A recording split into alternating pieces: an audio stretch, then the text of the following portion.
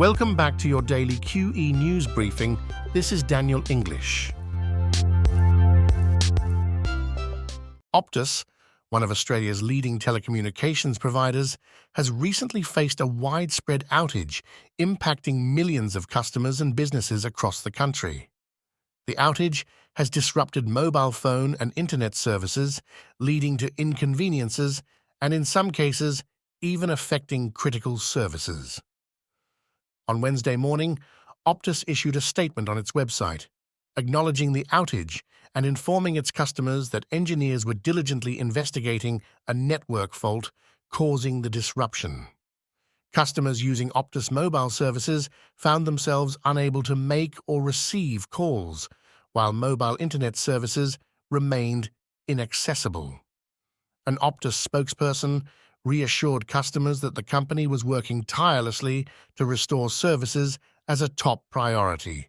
The spokesperson's statement included an apology for any inconvenience caused and an essential reminder that, in case of an emergency, customers could still dial 000. Federal Communications Minister Michelle Rowland expressed her concerns about the situation, emphasizing the seriousness of the network problem. As of her last update, she had not received detailed information from Optus about the outage's root cause. She refrained from speculating on the possibility of a cyber hack, but her primary focus was on the impact it was having on Australians. Minister Rowland urged Optus to communicate information about the situation through all available channels promptly. The ramifications of the outage were not limited to mobile users. In Melbourne, train services were disrupted due to the Optus outage, causing significant disruptions during the morning commute. Reports indicate that all metropolitan train services were halted around 4:30 a.m. due to a communications fault affecting the train network. Although services began to resume before 6 a.m., commuters experienced major delays as the train schedule gradually returned to normal. An altercation between pro-Israel and pro-Palestinian protesters in California has led to the tragic death of a Jewish man, Paul Kessler. The incident occurred against the backdrop of rising tensions related to the ongoing Israel-Hamas conflict, which has increasingly spilled over into the United States. Here's Anthony Blunt with more. Thank you, Daniel. Paul Kessler, a 69-year-old pro-Israel demonstrator, succumbed to blunt force trauma sustained during the altercation that occurred in Thousand Oaks, California. The local sheriff's office is treating his death as a homicide and has not ruled out the possibility of a hate crime, amplifying security measures around synagogues, mosques, and other places of worship. The incident's details remain unclear, with conflicting reports regarding the nature of the altercation. Although some footage from the scene shows Kessler lying on the sidewalk with blood on the ground, the specifics of the interaction leading to his injuries remain elusive. The tragic incident further exacerbates the already tense situation in the United States, where the Israel-Hamas war has entered its second month with no clear resolution in sight. Protests have erupted on the streets and university campuses, while threats against both anti-Semitic and anti-Muslim sentiments have increased, intensifying divisions within the country. Democratic Congresswoman Rashida Tlaib, who has openly criticized the Biden administration's stance on the Gaza conflict, faced a censure motion for her remarks. Tlaib, the only Palestinian American in Congress, defended her position, emphasizing the need to show empathy for the Palestinian people without promoting false narratives. The toll of the Israel-Hamas conflict on both sides is staggering, with numerous casualties and hostages. Tens of thousands of people have taken to the streets in the United States, demanding a ceasefire and directing their anger towards President Biden, accusing him of complicity in what some describe as genocide. While Biden faces increasing pressure over his administration's handling of the conflict, Republicans and families with loved ones held hostage in Gaza call for resolute support for Israel and aid in bringing their relatives home. The emotional toll on these families is immeasurable. underscoring the urgency of finding a resolution to the crisis. As tensions continue to escalate over the Israel-Hamas war, the tragic death of Paul Kessler serves as a grim reminder of the profound impact the conflict is having, not only in the Middle East, but also within the United States, where divisions and protests reflect the deep-seated emotions surrounding the issue. Thanks, Antony. There are recent developments in Europe, and for that, here's Adam. The European Union is poised to initiate the process for Ukraine and Moldova to attain full membership status, as a forthcoming report is anticipated to recommend formal negotiations for accession. Nicolae Popescu, Moldova's deputy prime minister, expressed the significance of this move for his country, describing it as a truly historical achievement and an opportunity for Moldova to solidify its position within the EU. Meanwhile, President Volodymyr Zelensky of Ukraine announced that his country is preparing for its path to EU membership, emphasizing the need to enhance institutions and align with EU standards. The comprehensive 1,200-page report, set for release on Wednesday, will provide an assessment of Ukraine and Moldova's progress in aligning themselves with the EU's principles, focusing on areas such as judicial governance, corruption, economic development, media independence, and minority rights. The report will also offer updates on 7 other countries aspiring to join the EU, including Balkan states and Turkey. In particular, the report may recommend granting official candidate status to Georgia, a significant development for the country. However, the primary spotlight will be on Ukraine and Moldova, both of which were granted candidate status in June 2022. An interim report had previously commended both nations for their progress with the European Commission. Ukraine had successfully completed 2 out of 7 recommended reforms, with significant or partial progress in the remaining 5 areas. Moldova was advised to undertake reforms in 9 different aspects, including anti-corruption measures and judicial governance, achieving substantial progress in 3 and making headway in the others by June. Moldova, a nation with a population of approximately 2.5 million, situated between Romania and Ukraine, has gained international attention due to its vulnerability to Russian interference. Similar to Ukraine, Moldova views its security and future within the EU. President Maia Sandu even alleged an attempted coup by the Wagner Group. Popescu expressed confidence in Moldova's positive outcome in the upcoming European Commission report, citing the country's 15-year commitment to aligning with the EU. Moldova intensified its alignment efforts between June and September, creating 35 working groups to prepare for accession talks, training around 300 civil servants on EU matters and institutions, and launching a screening program to identify EU legislative requirements for accession negotiations. Ukraine's deputy prime minister also anticipated a favorable assessment in the Commission report, emphasizing that the ongoing conflict should not affect the evaluation. In other news, Portuguese Prime Minister Antonio Costa made a significant announcement on Tuesday, which sent shockwaves throughout the country. His decision to resign came as a result of his involvement in a corruption investigation concerning the allocation of energy-related contracts. The investigation, implicating Costa and others, revolves around allegations of financial impropriety, corruption by political figures, and influence peddling, as stated by public prosecutors. Notably, Costa faces an independent investigation for his alleged personal intervention in expediting the licensing process for lithium exploration and hydrogen production. In light of these circumstances, Costa, during a press conference, expressed his belief that the responsibilities of the Prime Minister should not be coupled with any suspicion regarding his integrity. Consequently, he formally tendered his resignation to the President of the Republic. Marcelo Rebelo de Sousa, Portugal's head of state, accepted Costa's resignation and called for a meeting of parliamentary parties on Wednesday with the intent of arranging an early election, according to a statement from the Portuguese presidency. Before early elections can be held, the president must convene the Council of State, which comprises the country's most prominent politicians, former presidents, and other influential figures.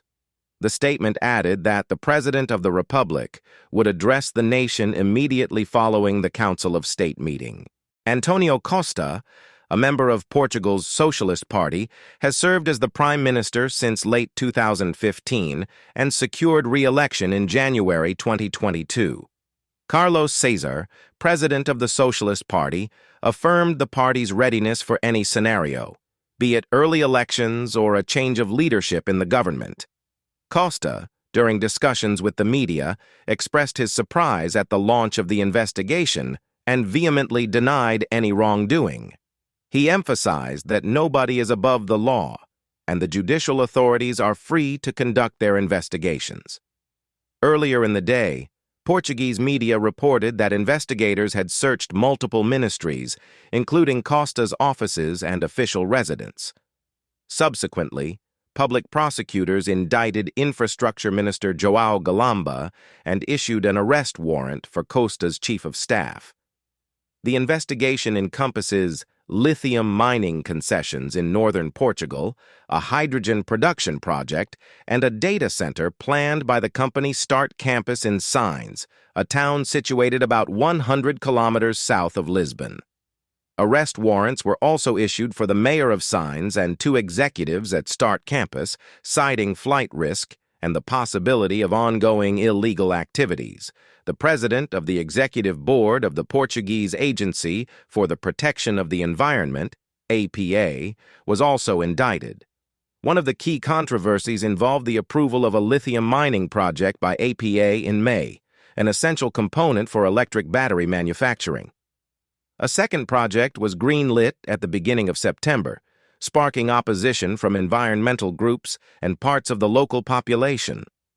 Portugal boasts the largest lithium reserves in Europe and is the leading producer on the continent, but its current output is primarily directed toward the ceramic and glass-making industries. Costa's popularity had been on the decline due to a series of scandals, including the infamous Tapgate, which resulted in the departure of numerous ministers and secretaries of state. The scandal emerged following revelations that a TAP director received a substantial severance package, causing a public outcry. Alexandra Rice, the recipient of the severance package, subsequently held positions at state-run air traffic control company NAV and later became a junior minister at the Treasury. Back to you, Daniel. Thank you for that, Adam. For the latest entertainment news, we go to Serena Clyde and Jeremy Blight. Helmed by the talented director Lokesh Kanagaraj, Leo, featuring the versatile actor Vijay, graced the big screens on October 19th, creating quite a buzz among film enthusiasts. The much-anticipated movie garnered a myriad of reactions from the audience, ranging from mixed reviews to sheer adulation. Despite the varying opinions, Leo managed to soar to new heights in terms of box office collections, surpassing the performance of Vijay's previous endeavors. In a relatively short span, it firmly established itself as the highest-grossing film in the actor's career. As per the latest updates from the trade circles, Leo has accumulated an impressive sum, crossing the remarkable milestone of Rs 592 crore by the end of the 18th day since its release. Now, the film stands on the cusp of a historic achievement, needing only a single-digit addition to reach the coveted 600 crore mark. What's even more intriguing is that Leo turned out to be a highly profitable venture for its investors. Despite the higher initial investment, the filmmakers wasted no time in declaring it a bona fide blockbuster, cementing its status as a mega success in the industry. As the film inches closer to the 600 crore milestone, eager fans and industry insiders are eagerly awaiting the official box office numbers, which are expected to be unveiled by the production team in the near future. In addition to its remarkable box office run, Leo is also gearing up for an upcoming digital release on an over-the-top platform. With the film nearing the end of its theatrical run, fans can look forward to streaming Leo on a popular digital platform starting from November 21st, expanding its reach to a broader audience and ensuring that its success story continues to grow. In other news, Indian actress Rashmika Mandanna has raised an alarm regarding a deepfake video of herself that has gone viral on social media, describing it as extremely scary. The deepfake technology involved in creating this video is increasingly being used to manipulate and spread misinformation, posing serious concerns for public figures like Mandanna. The 27-year-old actress, widely recognized for her work in Telugu and Kannada films, has earned several accolades for her remarkable performances in the Indian film industry. Her upcoming project, Animal, alongside actor Ranbir Kapoor, is set for release on December 1st, creating significant anticipation among her fans. Abhishek Kumar, a journalist associated with the fact-checking platform Alt News, was among the first to flag the viral video as a deepfake. He shared the original video on social media and pointed out the seamless manipulation of Mandanna's face,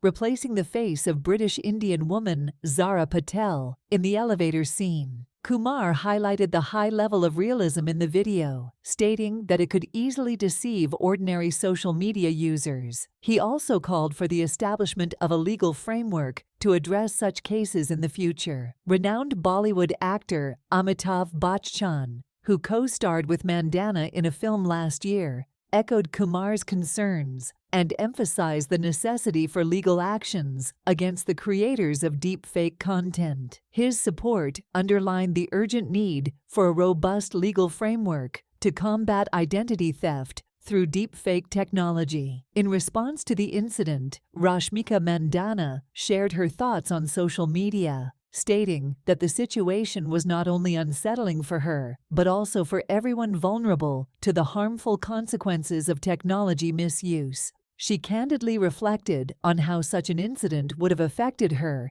if it had occurred during her school or college years. Mandanna expressed her gratitude for the support of her family and friends and urged the issue to be addressed urgently to prevent further individuals from falling victim to identity theft through deepfakes. For Gaming News, here's Jeremy. I'm Jeremy. Rocket League has officially partnered up with Disney and Pixar's Cars franchise to bring Lightning McQueen to the game. Cars hit films in 2006 and has become a large part of early Pixar and has become a quite successful film trilogy.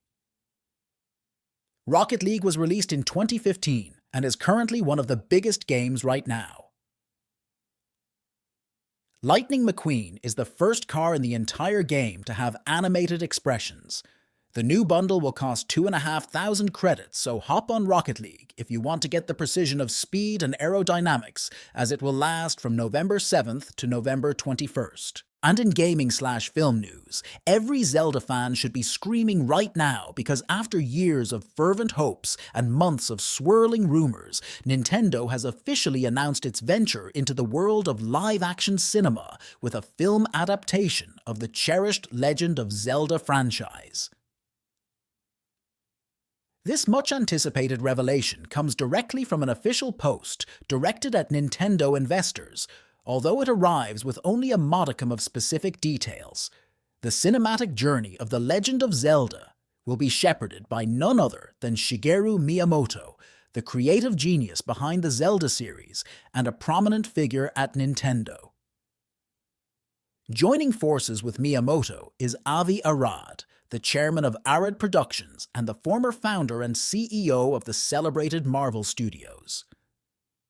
Arad boasts a stellar track record as a producer on a string of blockbuster films, including recent hits like Spider-Man, Across the Spider-Verse, Into the Spider-Verse, No Way Home, Far From Home, and Homecoming.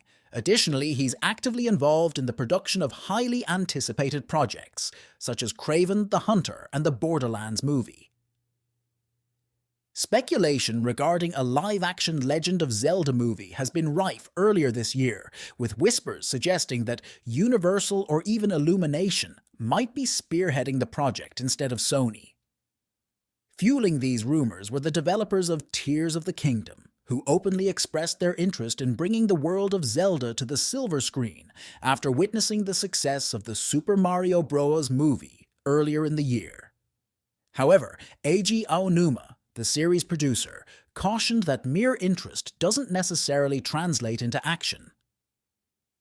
Furthermore, an alleged Netflix series based on Zelda was reportedly shelved after it inadvertently leaked onto the internet.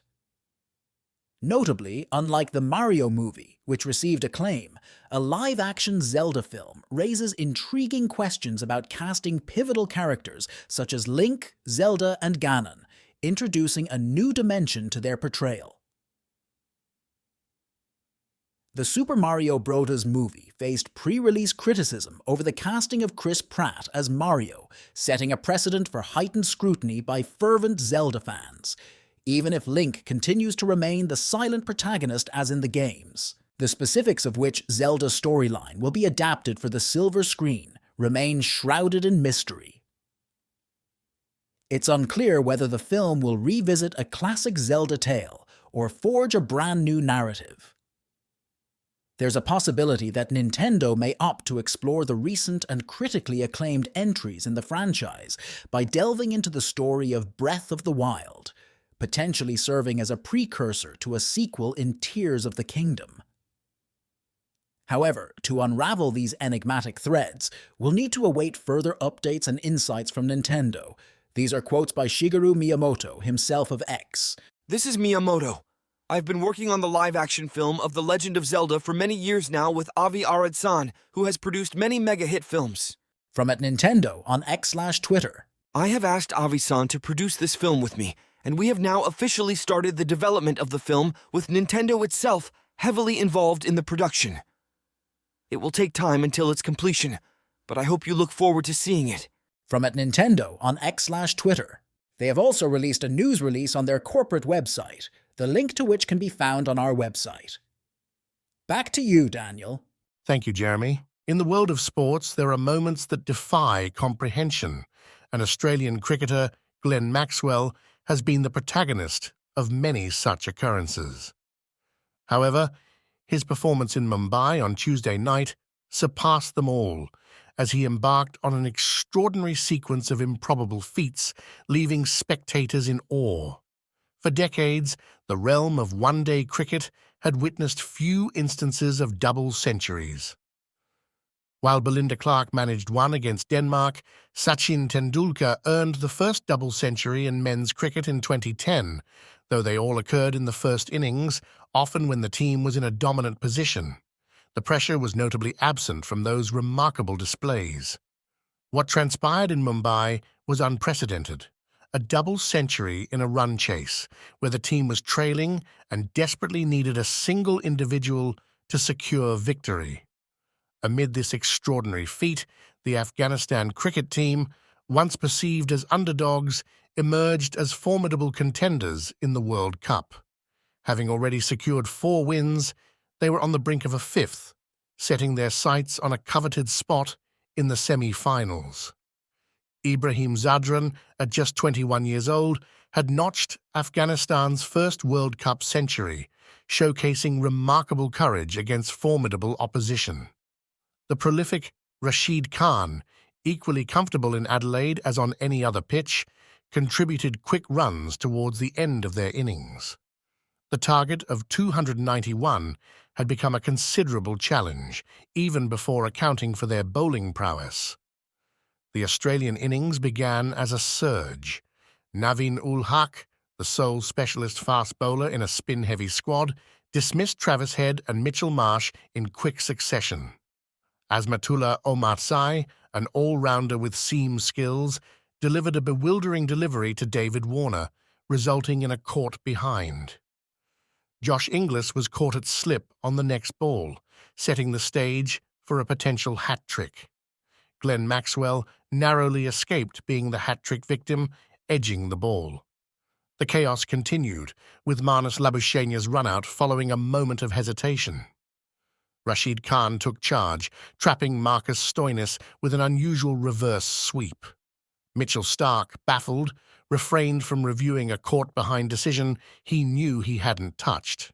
As Maxwell approached his century, he demonstrated remarkable composure, a contrast to his usual jubilant celebrations when reaching 3 figures. Exhausted and cramping, he battled through stifling humidity in Mumbai, where he had spent 50 overs in the field and bowled for 10. He only began his batting innings in the 9th over of Australia's reply. By the time he reached the 120s, cramps hindered his ability to run.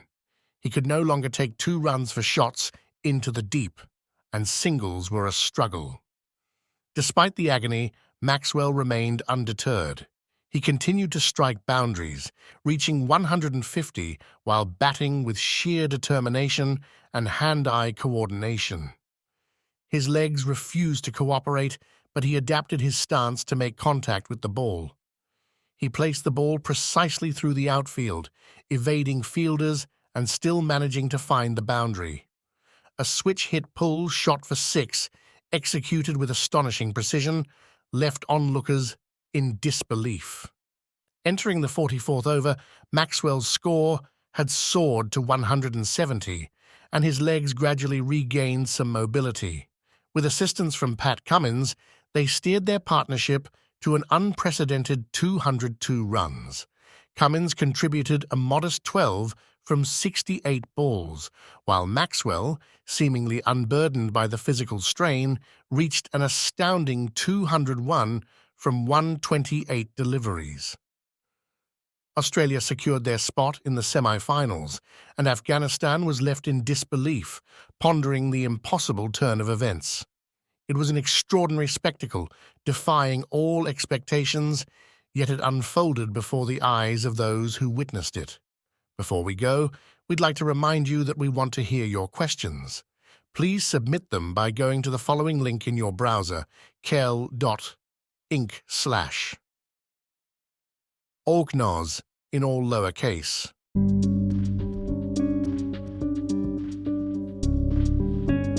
Thank you for your time. Enjoy the rest of your day.